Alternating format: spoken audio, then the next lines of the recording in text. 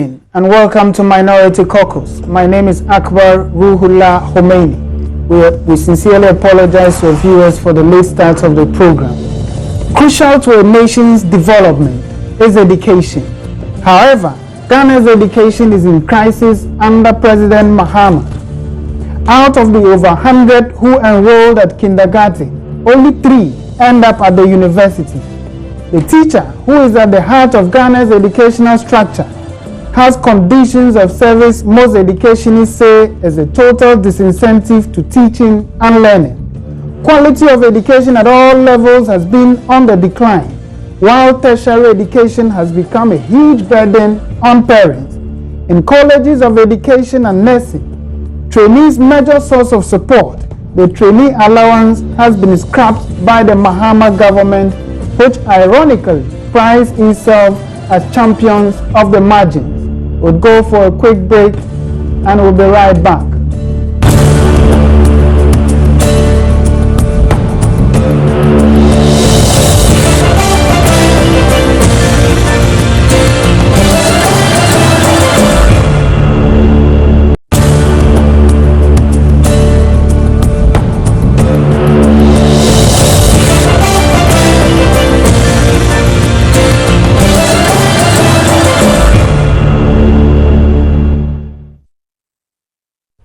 Welcome back. Our guest for tonight is the former director of Ghana Education Service, Mr. Michael Nsoa. Welcome, sir. Thank you, Akbar. This week, the policy director of the NPP campaign for 2012, for the 2016 elections, responded to the NDC manifesto. One of the major issues he raised was a decline in education in Ghana. What is the state of education today? Thank you, Akbar, and good evening to your listeners, viewers. Well, the state of education in Ghana today is nothing to write home about, because at the time the NPP was leaving office, education, a solid foundation has been laid for education. But since then, everything seems to be on the decline, to the extent that the system now cannot, if I may quote, the center cannot hold, and everything is in tatters. We know that our structure is built in such a way that we start from the basic level, which includes the kindergarten.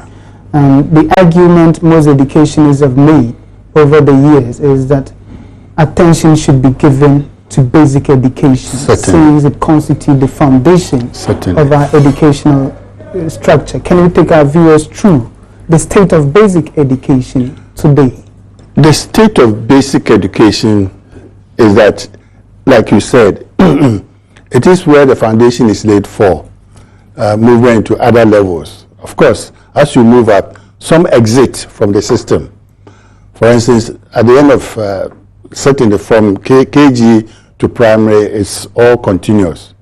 But at the end of GHS, it's supposed to be both terminal and continuing, and therefore some people exit from the system. Others continue to secondary school, and then from secondary school to some exit, and then others continue to the tertiary level. So if you are exiting, it means you have certain skills and knowledge that will enable you to function in the society. So if within the society, with all the ideas that have been put forward, you don't find a place for yourself in the society, then it means the education has failed you. Yeah. But the Mahama government and the NDC in the last 8 years have made the claim that they have invested heavily in basic education to the extent that no government comes near when it comes to investment in education at the basic level.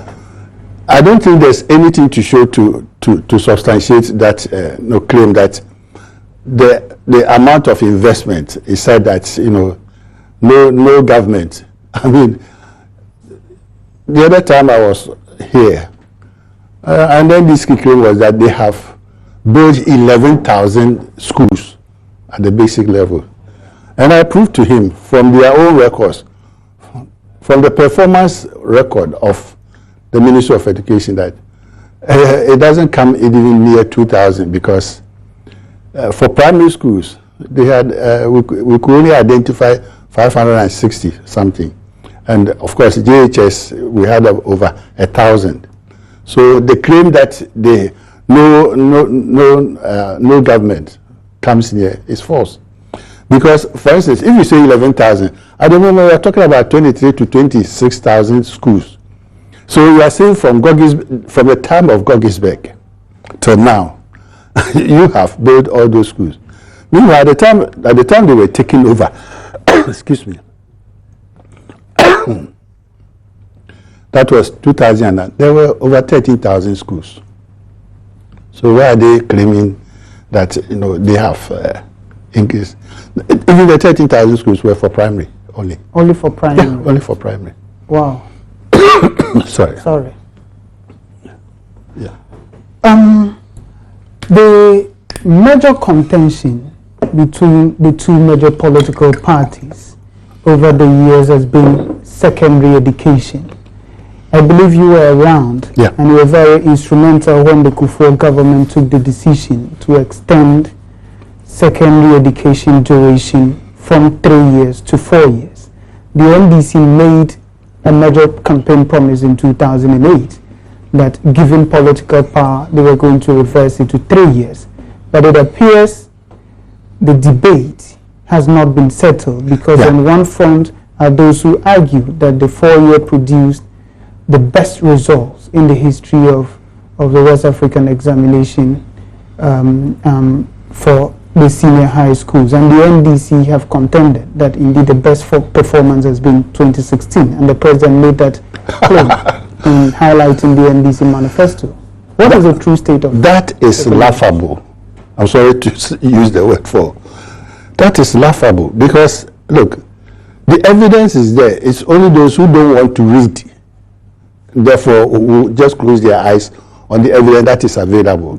Professor Yanka did a presentation or gave a lecture and illustrated the results from 2006 up to 2015.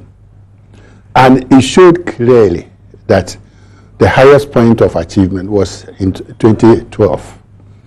I mean, the evidence is there. And the now, 2012 for anybody to say that this year's is the best in the history of this country, I mean, is it possible? Look, 274,000 candidates wrote the WASI 2016, where there are some other hundreds.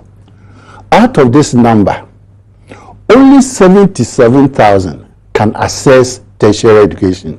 And the reason is very simple. Because if you don't have maths, you cannot gain admission to any tertiary level.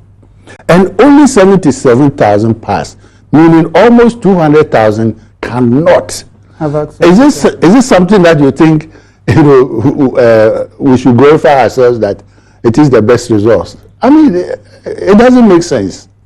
It doesn't make sense. Out of 274,000 candidates wrote the exam, only 77,000, because these are the people who pass maths as well.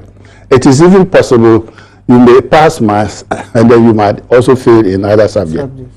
But I'm looking at assuming all of them pass, but only 77,000 pass the maths. So only 77. So out of 272, almost 200,000 cannot. They cannot. Without maths, you cannot gain admission to any tertiary level. So what is it? How will they pride themselves that they have produced the best results over the years? It is never true. You said that 2012 produced the best results. Yes. And those who took the exam in 2012 were products of the 4-year system. Yes, that was the first batch of the the 4-year 4-year SSS. Yeah. Okay. And since then, the passes have been on the decline to 2016, when we have this major catastrophe in the examination results. I mean, this is a clear catastrophe. If 274,000 and only 77,000, it is a catastrophe. Catastrophe. There's no doubt about that. Well, but where has this investment been going? Because we're told that the NDC has expanded access. They promised in 2012 to build 200 new community day senior high schools. They have commissioned about 10, and they say that 123 at various stages of completion. So over the last 8 years, they say they have invested so much in expanding access and ensuring quality. But it doesn't reflect from the statistics. No, it doesn't reflect. It doesn't reflect at all.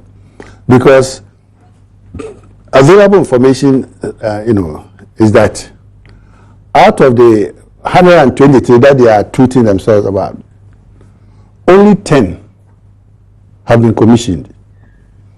And of these 10, only one, the World Bank was going to add 23 to make 123. Only one World Bank project has been commissioned. That's at Eduyama in Ashanti region. The rest, they say, at various stages of completion. And funny enough, they'll be able to add 41 of these schools to the list of schools that are going to benefit from the CSPS, that is computer selection, meaning students are going to be allocated to these 41 schools. I mean, why would somebody lie and do this?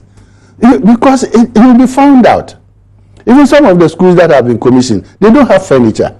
They don't even have staff. No teachers. So where are these people going to school or have their secondary education? Look, I know for a fact that out of the 10 that have been commissioned, the first phase involved 50 schools and were supposed to have been completed in January 2016. January 2016, they were unable to meet the deadline. They asked for 3 months grace, so it was extended to April. April has passed, and they still can only boast of 10. Now, so you still have 40, not commissioned or not completed. I will use the word commission, not completed. Now, the second phase were awarded. And I also know for a fact, and anybody can challenge me, only 8, it is only at 8 sites that you find work going on. The 42 other sites, there's no work is going on. Because the people don't have the money. The contractors have not been paid over the years, and they are unable to continue with the job. So why are people trying to deceive her? You wonder why is the World Bank, even the World Bank, projects not, they were 23. Why is it that they have not been able to complete the 23? It is because the World Bank will not give money to anybody because you have election to come. No, you have been given a contract. Finish the contract and take your money, and they can't finish, so they can't take the money, and that is the problem they face. So nobody should deceive us that But government propagandists have argued over the years that whilst they have built, promised 200 schools and have commissioned 10 in 8 years, the NPP did 0. Even though I know in the northern region, for example, where I come from, the Caucus Senior Secondary School was established under NPP. The Pana Secondary School on the Yende Road, was established under the NPP with new structures. But they said that the NPP has a 0 record. You see, people give childish definition to access. We are talking about numbers. Those numbers we are talking about, as far back as 1960, early 60s and 70s, those were the figures, as a World Bank expert, BB and Caucus will say. It was fashionable for countries to just give figures, 20, 30, 20 schools, 30 schools. But the core of education is quality. Yes, the children will go to school. If the children go, 275,000 go to school, go to final year, SHS. And only 77. And only 77 pass. And you think you are happy, you delight in just giving out just numbers. What are numbers for? If the children cannot be useful in the society, they are not useful because they don't have what it takes to be part of the society. Because they can't pass or they couldn't pass. So why do we, but come to think of it, under MPPs, And that is what we are planning to do. Make sure that everybody has access to secondary education. We'll come to what the NPP we'll do. plans Okay. to do. So it is not just numbers and treating yourself that even the numbers are all fake. They are all fake. You say there are various stages of completion, 123, but you can only count about 20 now. So why would somebody or people delight in just giving false information and think that everybody is right? There are people all over the place where these things are taking place. Why? They see what is going on. But you sit in Accra and try to tell the whole Ghana that, no, we have almost finished. And I have even submitted names of 32 schools in addition to the 10 that those schools should be allocated candidates to start their secondary. You see, we want to ruin the lives of many of these children, and it is unfortunate. Contrary to the NDC manifesto promise for 2008 and 2012, tertiary education seemed to be struggling. We've witnessed unprecedented numbers of strike, from UTAG to POTAG, from student leaders, agitations, nursing trainees and teacher trainees. What is the situation like today? No, the situation is, I mean, you cannot talk about any good thing happening at all levels of education. Pre-tertiary, tertiary, they are all suffering. They are all suffering. Look, many of the subsidies that go to basic, secondary, and tertiary have all been withdrawn. Wow. And that is why they are suffering. Even to the extent that they were going to be asked to actually find money to pay their own staff at the tertiary level. I mean, since when?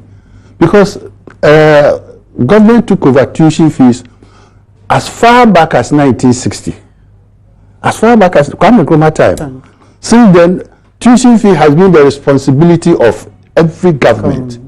From Kwame Nkrumah's time, 1960, when they passed the Compulsory Education Act, to this time.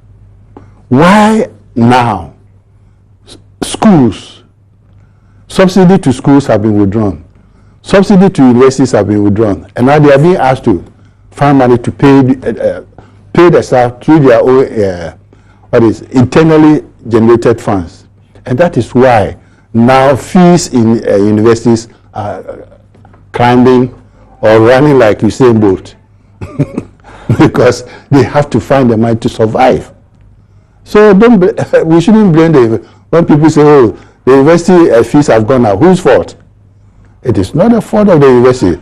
Several freebies that they were enjoying have all been withdrawn. So they have no option than to ask parents and students to pay. So if they are complaining, yes, it is true. Some of these subsidies have been withdrawn, and there's no other. For the university to survive, they have to survive by imposing fees and levies. And so it's not their fault.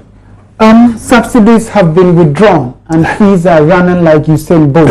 We'll go for a quick break, and we'll be right back. Okay. We're discussing Ghana's education, and my guest has been Mr. Michael Nsora, former director of Ghana Education Service. Sir, we discussed the problems confronting education in our first segment. I believe that viewers would be interested in what the NPP would do differently. So first point, what would the NPP do to address the challenges confronting basic education in our country today? Okay. I think the flag bearer has already given, should use the words of the NDC, highlights, because everywhere he goes, he tries to, say something about what the NPP will do when they are voted into power. The first thing is to redefine basic education.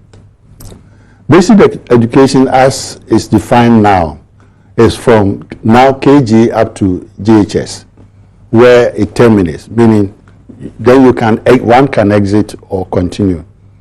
That's why we have the exam, BEC. So either when you exit, you either exit or you move on to the next stage, that you gain admission to second.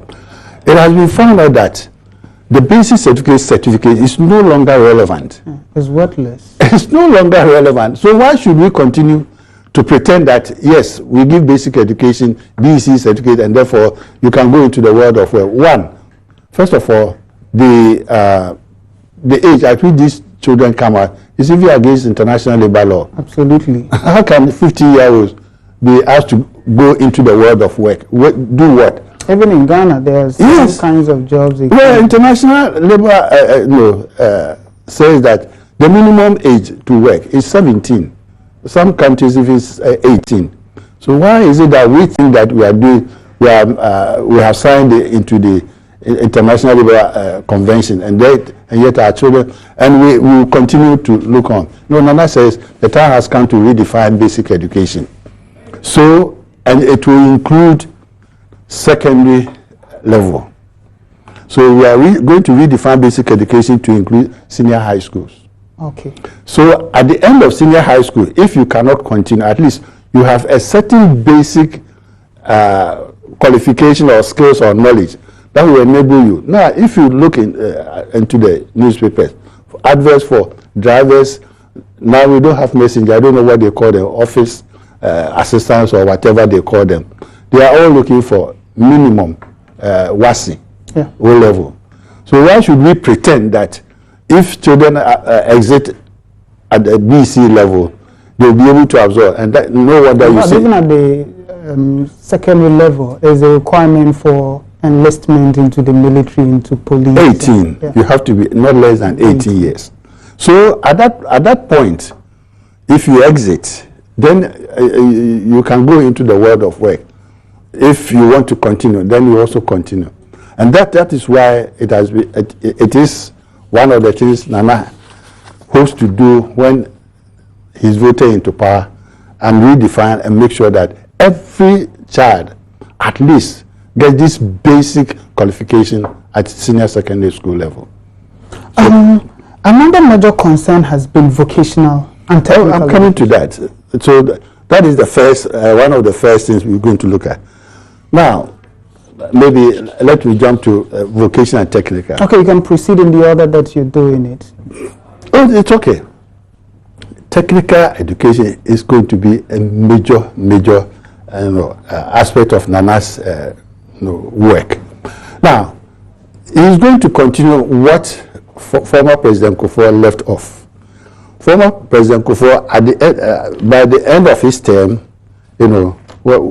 he published this after giving Anna Mensah committee time to go around and seek the views of people.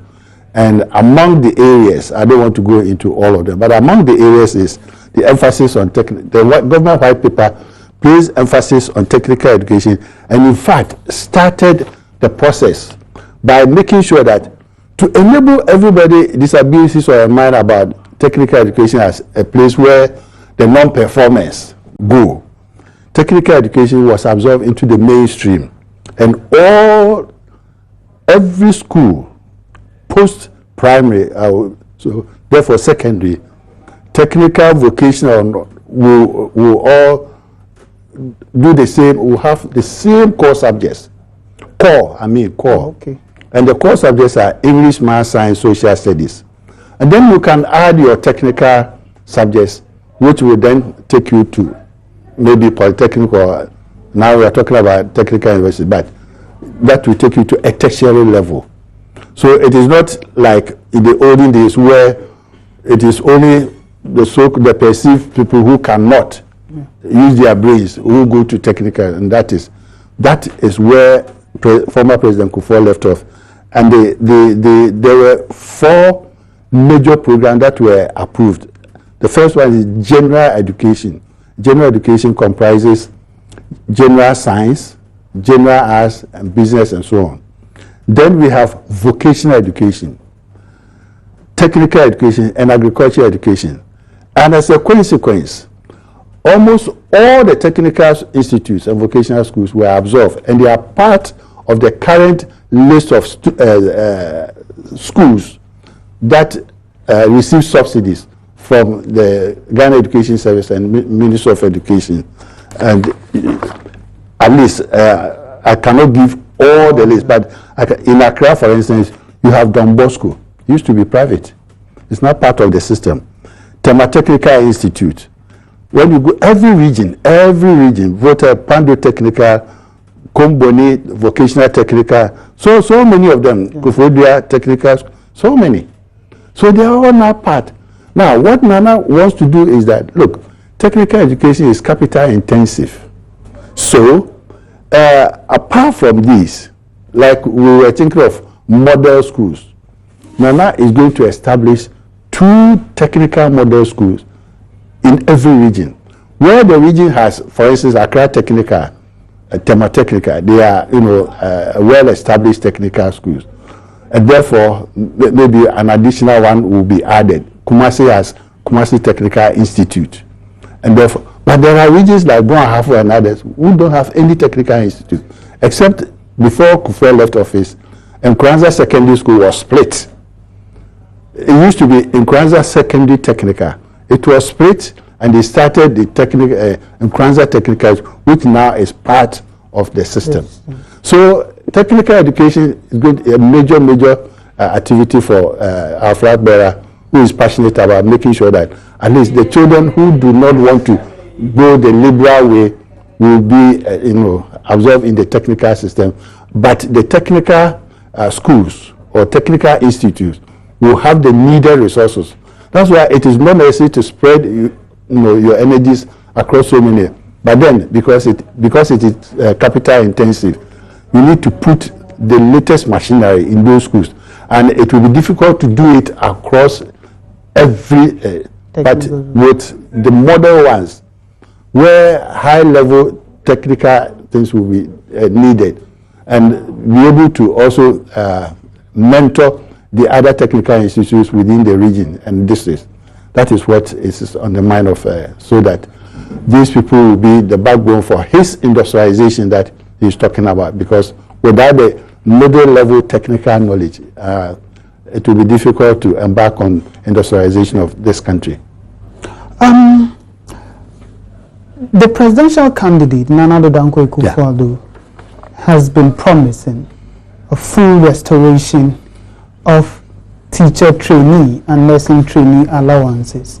But the MDC has said that the reason for scrapping it was to allow for an increased access, and that they have achieved that. What is the rationale behind promising? First of all, let me say they haven't achieved any increase in the enrollment of teacher trainees. The statistics don't show that. I can give a college that I know very well. Okay. They started with 540 or so. They now have 304.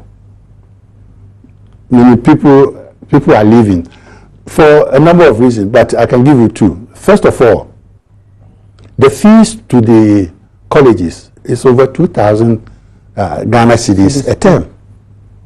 Because the food alone is something, the food alone costs a lot. Government promised to pay for the food, and for 6 months or so, no money was going to the college. So the colleges had to ask the students to pay. And by so doing, many of them who could not pay had to withdraw. They were asked to go for student loan scheme. How many student loan scheme? They were giving 400 cedis, between 400 and 800. What can you do when the colleges are demanding about almost 2,000 cedis for various aspects of levies that they need to pay?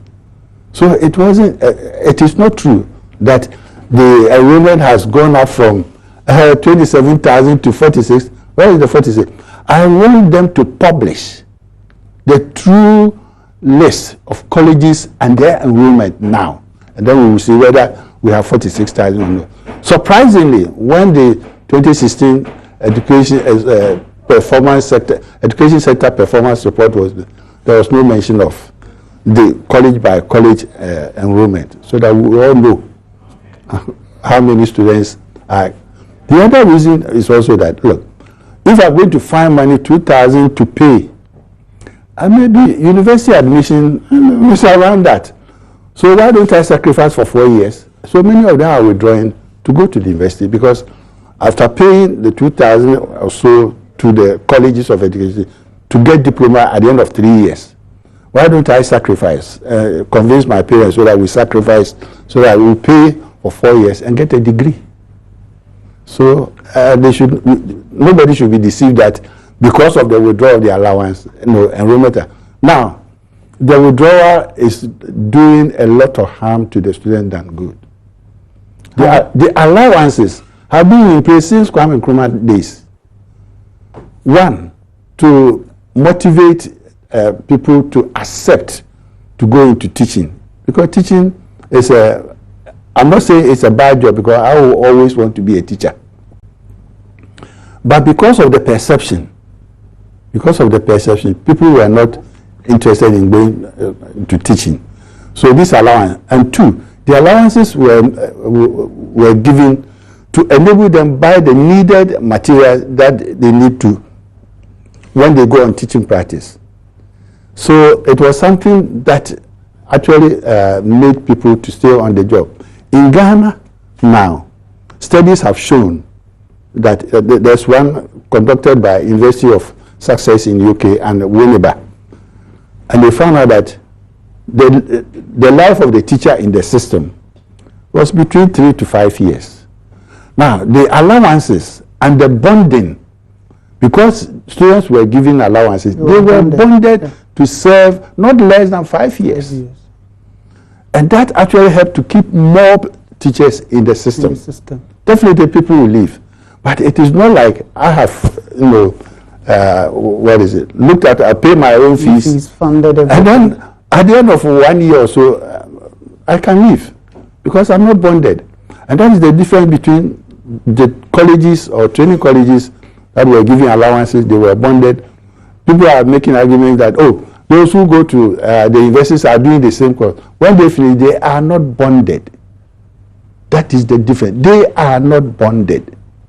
So they are not bound to be in the system for up to years, any number of years.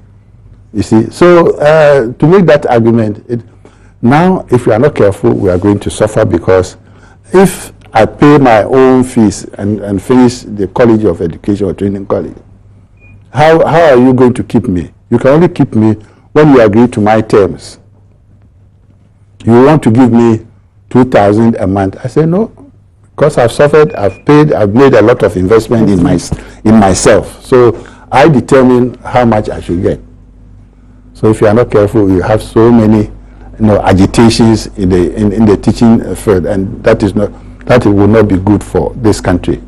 Apart from all the valid reasons that you have given, I'm from the North, and I know that in the North, for example, it was a mechanism for poor parents to educate their children. So when the children go into teacher training colleges, and they then use the allowances to fund their education and to reduce the burden on their parents. Because not only the North, all over the country, there are majority of people live below the economic lifeline. And therefore, this was a very huge welcome and gesture for many parents. So that instead of the parents finding the little money to be used to take care of all the children, including those in the training college, it came as a big relief, because those in the training college could at least look after themselves. If they cannot even give something back to the, it was a very big relief. So to take that, thing off, certainly many parents or many children are going to miss out. I believe there are thousands of teachers out there watching us tonight. At the heart of every educational policy is a teacher. Yes. In 2012, the NPP had a policy that the teacher first policy. Yeah, that was a speech he delivered. So what is in store for teachers who are being... He still maintains that teacher first in his quest to improve education in this country. The teacher will be at the top of his priority in his effort to transform education in Ghana. Now, the teachers have so many concerns. Sometimes you don't understand why all these are happening in this country, because it has never happened. from times of independence, let me start with independence. We have 6 more minutes to go. Yes, every year the country, Ghana, makes a budget and it takes care of teachers' salaries, allowance, everything. But of late, it means that we are withdrawing this, we are withdrawing that, and even the basic salary has become a problem. Many teachers have not been paid for a year, 2 years, 3 years, and when it comes to be paid, they're paid for only 3 months. They're paid for only 3 months. And you can't, sometimes when I hear this, they say, oh, there's no clearance. Please, if anybody who says there's no clearance and is working within the system, either the ministry or minister of finance, they have no business being there. We have been there before. Why is it that we didn't encounter all these problems? Because these things are taken care of at the time of preparing the budget. And therefore, not that we even take it. It is something that is done that you take care of the teachers that are going to come from the colleges. 9,000 of them in those days. So you have the continuing teachers already in the system and the extra budget that will be needed. And when all these things are approved, they go to Parliament. Parliament says, yes, we approve. But when it comes to disbursement, this is where in Ghana now we have a problem. Why is it that all these things have been taken care of in the budget, but when it comes to the time of payment, they say you need clearance? It is not true. They are all lies. I am telling you, they are all lies because I've been in the system before. Because, yes, we go for clearance, but you have a vote that has been approved by Parliament that we are going to spend, let's say, 250 million. I'm only using it, now it's very big money. 250, it has been approved. So when we send, right now, teachers are going to be posted. So within the next 2 months, they have to be captured on the vouchers. So you go with these extra numbers and their vote, and then they look at your vote and they say, oh, you haven't used that money which was approved. Now you go there and say there's no clearance for the Ministry of Education. They have no business. They have no business. Now there's even a bigger issue. The 2 letters that have surfaced, absolutely, within 24 hours, 19th and 20th, newly trained teachers cannot be posted. The first letter says, no, you can be given your region, but you should not be given appointment letters because you need clearance from the Ministry of Finance. What is this? Thank you very much. We would surely find time to do part 2 of the NPP's educational policy. It's just scratch the surface. It's very, very important. We'll surely do that. And I would invite you once again to take us through. I want to share something interesting with our viewers. Thomas Friedman was asked his favorite country in the world, and he mentioned Taiwan.